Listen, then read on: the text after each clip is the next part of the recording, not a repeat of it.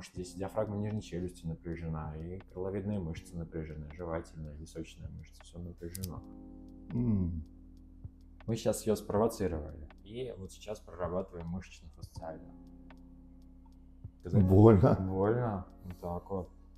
Вот в таком напряжении мы и живем. А как давно храпите? Не замечали никогда за собой? Давно. Условно пострадала какая-то стоматологическая история с левой стороны, и пациент начал жевать у нас больше на правой стороне, здесь спазмировались мышцы, и они вот, в общем-то, так и живут в напряженном состоянии. Как сейчас? Вообще ничего. Хорошо. И расслабляемся. Скорректировали мышечно-фасциальное напряжение в положении пациента, когда у него боль усиливается, и в соответственном состоянии, когда челюсть выдвинута, надеюсь, что, соответственно, наша работа пойдет во благо. Но опять-таки, когда мы сядем, мы еще обсудим пару упражнений, которые необходимо будет выполнять пациенту для того, чтобы эту ситуацию поддерживать.